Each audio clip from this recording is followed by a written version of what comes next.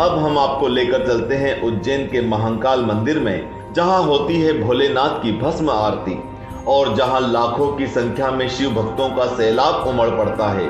महाभारत, शिव पुराण और स्कंद पुराण में महाकाल ज्योतिर्लिंग की महिमा का वर्णन मिलता है।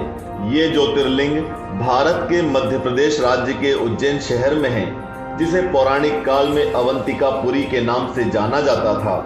और अवंती नाम की यह नगरी शिव जी को आदि काल से ही अति प्रिय रही है। ये बात उस समय की है जब अवंतिकापुरी में एक बहुत ही तेजस्वी और एक विद्वान ब्राह्मण रहता था। उन वेद प्रिय ब्राह्मण के देवप्रिय, प्रियगेधा, सुकृत और सुव्रत नाम के 4 पुत्र थे। वे सभी नित्य शिव जी की पूजा किया करते थे। वेद प्रिय ब्राह्मण वहां के सभी लोगों के साथ शिव भक्ति में लीन रहते थे और वैदिक कर्मों के अनुष्ठान में लगे रहते थे। उसी समय रत्नामल नाम के एक पर्वत पर दूषण नाम का एक अत्याचारी राक्षस रहता था। वह उन दिनों जनमानस को बहुत सताया करता था। दूषण नाम का यह दैत्य अवंतिकापुरी में भी जा पहुंचा और वेद प्रिय ब्राह्मण और अन्य लोगों को तंग करने लगा। दूषण राक्षस को भगवान ब्रह्मा से वरदान प्राप्त था, इसलिए वह अपने आगे संसार को तुच्छ समझता था और वह नहीं चाहता था कि कोई भी मनुष्य उसके अलावा किसी और की पूजा करे। वरदान के कारण वो बहुत शक्तिशाली भी था। अपनी शक्ति के बल पर उसने हर जगह त्राहिमाम मचा रखा था। इसी उद्देश्य से उसने उज्जैनी पर आक्रमण किया। राक्षस ने 4 दैत्य भेजे जो कि 4 दिशाओं से प्रकट हुए। उनको देखकर भी वे चारों ब्राह्मण बंधु डरे नहीं।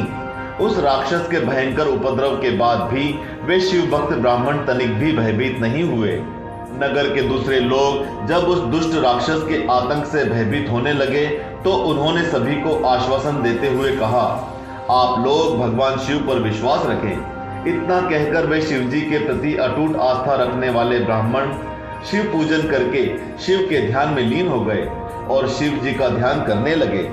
दूषण जब इन ब्राह्मणों के पास पहुंचा तो देखते ही ललकार उठा। इसने इन्हें मारने का निश्चय किया और वो बड़े ही जोरों से चिल्लाया, इन्हें मार डालो। चारों ब्राह्मण बालकों ने ये बात सुनी ही नहीं, क्योंकि वे अपनी भक्ति में मग्न थे। जैसे ही उस दैत्य ने बालकों को मारने का प्रयास किया और उसने ज्यों ही भक्तों के प्राण लेने हेतु शस्त्र उठाए, त्यों ही उस पूजित पार्थिव शिवलिंग के स्थान पर बड़ी भारी आवाज के साथ एक गड्ढा उत्पन्न हो गया और तत्काल ही उस गड्ढे से भयंकर और विकट रूपधारी भगवान शिव प्रकट हुए और उन्होंने अपनी हुंकार मात्र से ही दूषण का वध कर डाला। भगवान शिव के दर्शन पाकर ब्राह्मण धन्य हुए और उन्हें यहीं बस जाने की विनती करने लगे।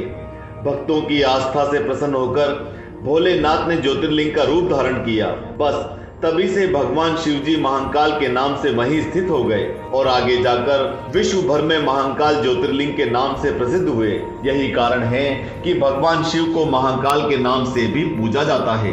बोलो कालो के काल महाकाल भगवान की जय। इसीलिए भक्तों, महाकाल के भक्तों से काल भी स्वयं डरता है। स्वयं यमदूत और मृत्यु के देवता यमराज शिव भक्त के प्राण हरने और उसे यमलोक ले जाने से डरते हैं। महाकालेश्वर भगवान के महामृत्युंजय मंत्र के निरंतर जाप से मनुष्य मृत्यु पर भी विजय पा सकता है।